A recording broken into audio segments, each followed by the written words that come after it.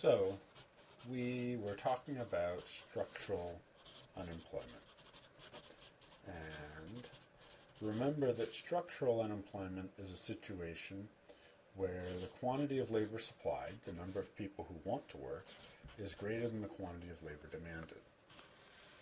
And we drew this out in a supply and demand model, and we thought about, well, how do we get a situation where the quantity of labor supplied is greater than the quantity of labor demanded?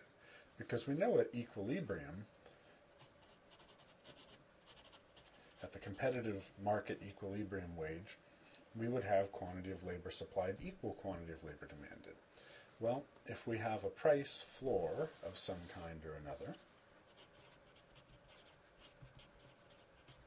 then we can go ahead and see that quantity of labor demanded is going to be where that hits the demand curve, and quantity of labor supplied is going to be where that hits the supply curve. So potentially, that can create some unemployment. And of course, when we're talking a price floor and talking about labor markets, we're talking about the minimum wage. So is the minimum wage a plausible candidate to explain overall national levels of structural unemployment? Well, partially we need to sort of know what the competitive wage would be if there was no minimum wage. And that's a little bit tricky to know here. So let's think about California's minimum wage just for a second here. We would have to know what this wage would be, and we don't quite know that. But here is a factoid, and that is about 5% of the U.S. labor force is in the minimum wage market.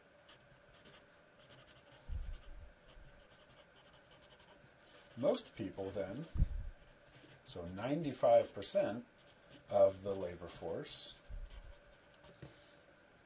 makes a market wage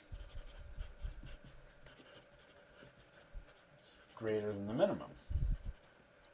So if we're going to go ahead and explain unemployment rates among truckers or people who go out there and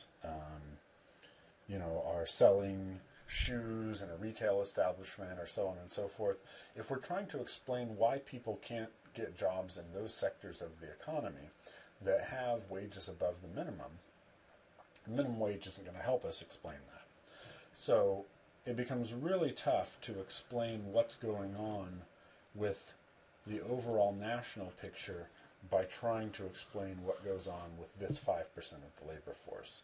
It's also relatively unclear exactly how much lower wages would be if there were no minimum. So it's hard to explain overall national structural unemployment with the minimum wage. But it may be a good explanation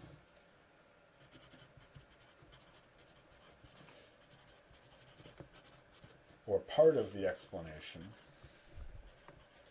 for the higher rates of unemployment that we see among low-skilled workers.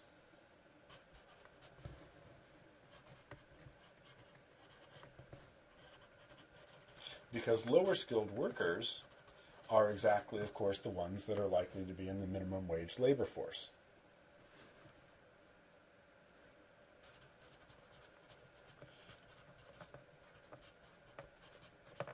So, again, that may be an important discussion to have in some context, but really now we're getting into a sort of a microeconomic question of what goes on in some particular corner of the labor market, and that's getting away from the measure of overall national unemployment rates. So another topic that sometimes comes up is unions. So a union does a lot of different things, and they sort of worry about fairness of hiring and firing and all that kind of stuff. But one of the things a union does, of course, is that it tries to get better wages and better benefits for its members. than would otherwise occur. So here would be the ordinary market equilibrium wage, and I'm going to say wage here, and I'm really thinking about the overall wage plus benefits package. If we had the equilibrium wage, quantity of labor supplied would equal quantity of labor demanded, but if the union is successful, then it gets a better wage or higher wage for its members. And at that higher wage, the employer wants to hire less or fewer workers. And now that these jobs pay higher wages, they become more attractive, and we have more people wanting to apply for them, and so the quantity supplied of labor goes up. And again, this gap here is our unemployment. So, turns out that unionization,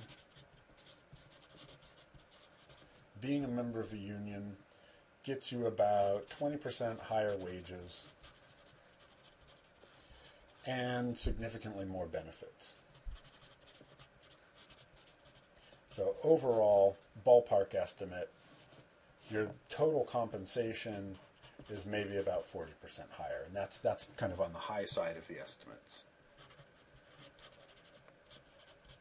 So that includes your total compensation as both, your health care package and your wages and retirement and so on and so forth. And unionization rates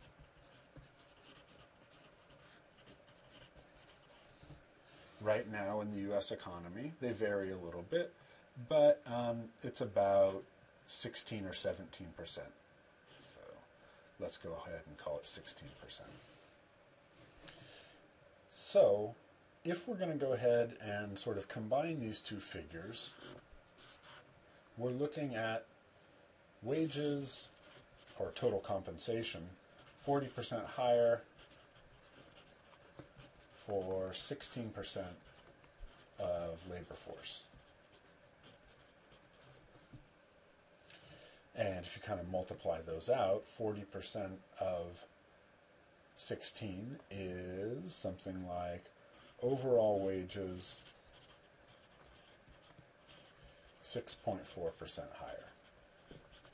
Overall compensation 6.4% higher than they otherwise would be. Now, that's not nothing. Overall, the level of compensation for labor in the United States is 6.4% higher than it otherwise would be. But remember that typically we see GDP or labor productivity grow by about 3% per year. So essentially, this is 2 years' worth of labor productivity growth.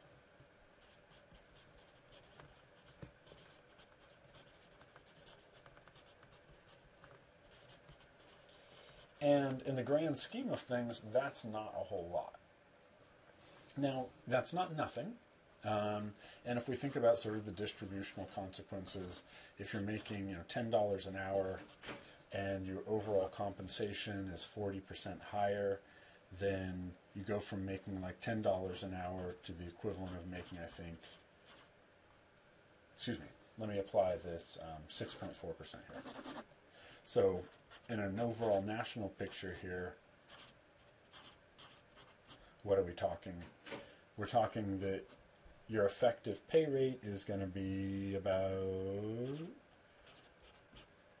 64 cents higher per hour than it is otherwise going to be. And that's not nothing.